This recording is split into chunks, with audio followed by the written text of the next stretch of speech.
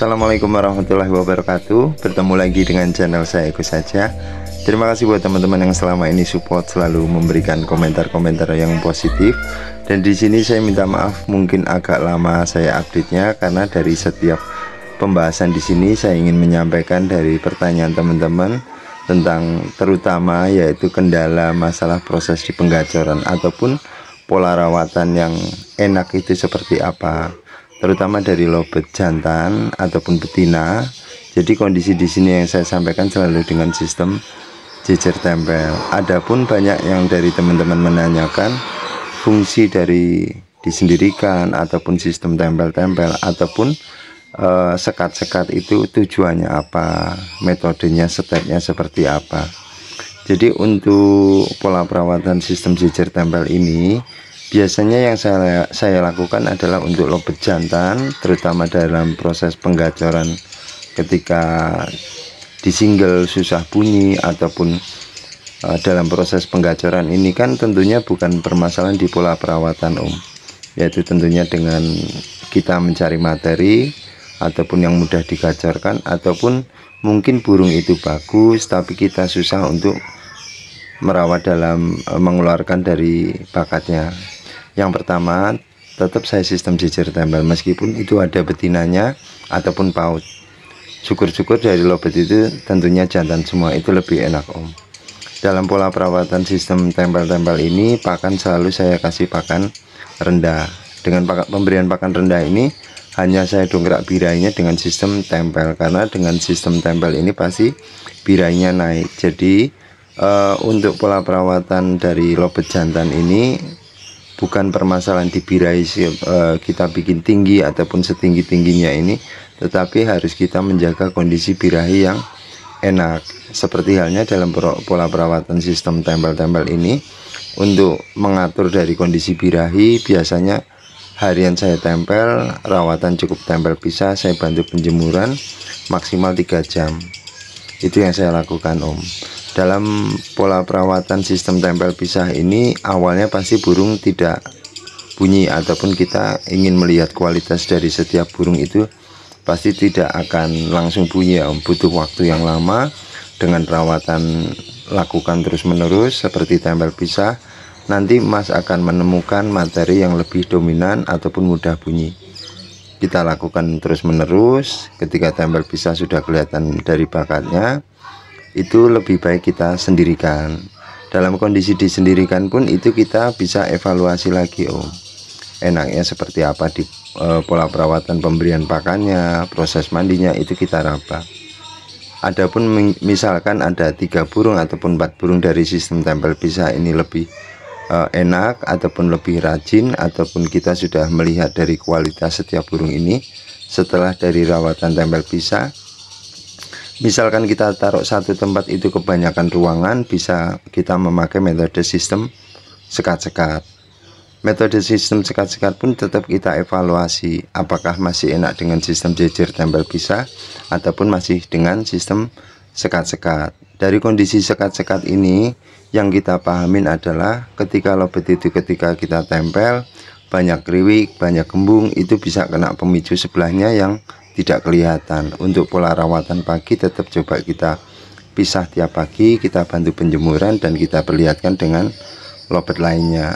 Itu fungsinya hanya untuk melatih mental ataupun agar lobet itu tidak kepo. Meskipun dalam pola perawatan kita perlihatkan ini burung tidak begitu rajin bunyi, tidak seperti waktu kita single, tapi ini adalah pola rawatan. Kalaupun masuk settingan nanti beda lagi Banyak dari teman-teman yang menyampaikan kondisi dari lobet seperti ini, misalkan di single ataupun sistem sekat-sekat, harus sampai seperti apa, harus sampai kapan, harus step selanjutnya seperti apa. Sebaiknya kalau dari teman-teman misalkan dalam proses penggacoran di single ataupun sistem sekat-sekat, apapun pola perawatan penggacorannya ketika sudah enak, teruskan nanti kita akan melihat perubahan dari player kita. Itu yang penting kita pertahankan di rajin bunyinya, nanti akan kebentuk sendiri. Cuman rata-rata dari lobet jantan pola perawatan seperti ini, kadang-kadang yang saya upayakan ataupun yang saya kejar itu adalah ngedobelnya. ngedobelnya jantan. Dari ngedobelnya jantan itu memang ada kriteria jantan itu ketika kita single ataupun kita menemukan pola perawatan dengan di single, semakin rajin bunyi semakin enak, itu grafiknya kemana, lama-lama bisa ngedobel. Tapi ketika lobet itu benar-benar susah, tidak ngedobel, dan kita menemukan setak kondisi burung itu nggak ada perubahan, tetap spekulasinya di perkawinan Om, meskipun burung itu akan mengalami ngedrop. Tapi dalam kondisi proses perkawinan yang pertama itu saya harus menemukan pola perawatan dalam proses penggacorannya enaknya seperti apa, itu yang saya buat pegangan. Ketika setak nggak ada perubahan, tetap saya proses perkawinan. Proses perkawinan di sini bukan untuk lobet itu membuat lobet itu konslet atau seperti apa, hanya saya ingin melihat di kondisi jantan itu dalam kondisi birahi ataupun di proses penggacoran setak nggak ada perubahan, saya mencari titik jenuhnya jantan. Titik jenuh jantan ataupun stressingnya jantan ini biasanya terjadi di kondisi ketika betinanya ngeram Om. Ketika betinanya ngeram terutama 3 butir, itu saya pagi saya petal, sore masukin ataupun malam saya masukin. Yang menjadi poin itu ketika jantannya kembali ke kotak itu birahinya kebunyi atau keternak ataupun malah jadi mapan.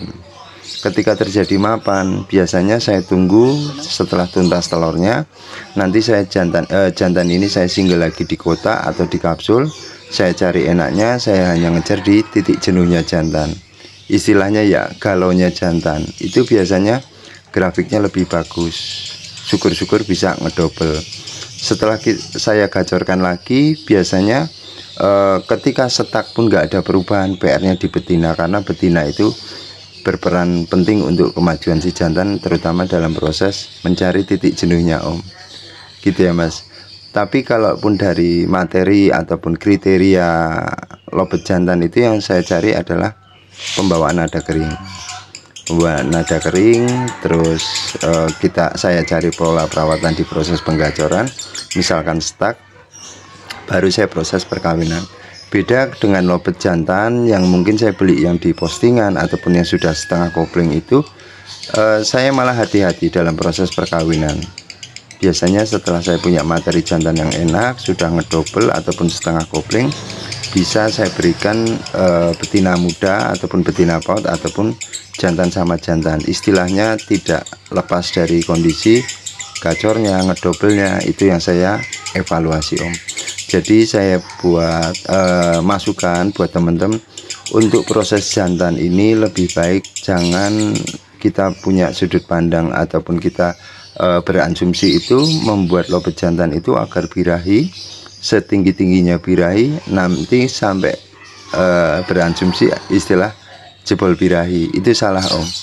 Kita cari enaknya pola perawatan dengan sistem seperti apa, cuman dari step-step yang dari sistem jejer tempel, apakah burung itu harus di single, apakah harus sistem sekat-sekat. Jadi fungsi dan tujuannya beda-beda Om, gitu ya Mas. Jadi intinya buat teman-teman biar lebih enak dipahamin, ketika Mas sudah punya lobet yang di single mudah bunyi, rajin bunyi, teruskan cari enaknya seperti apa.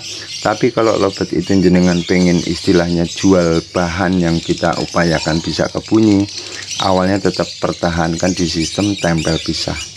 Lakukan itu terus menerus, nanti jenengan akan memahamin proses cara penggacoran jantan dari single ataupun dari bahan ataupun dari notabene burung itu ombyokan.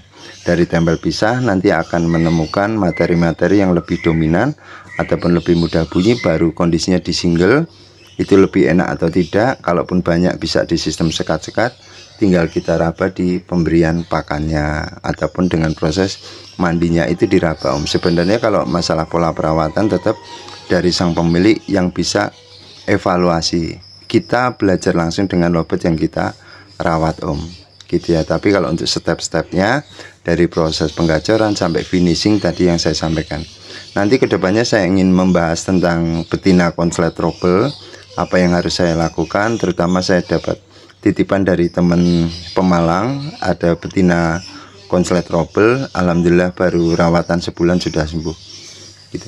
Baik, terima kasih buat teman-teman semua. Mungkin pembahasan ini saya putar-putar terus agar lebih enak dipahamin, karena banyaknya dari teman-teman yang belum memahami dari kondisi ataupun pola perawatan jantan itu enaknya seperti apa gitu nggih. Buat teman-teman semua, terima kasih yang selalu support, selalu memberikan saya semangat. Sehat selalu panjenengan beserta keluarga. Doa saya semoga jenengan beserta keluarga diberikan kemudahan, kelancaran, dan doa-doa jenengan kabulkan oleh Allah Subhanahu wa taala. Amin. Matur nuwun.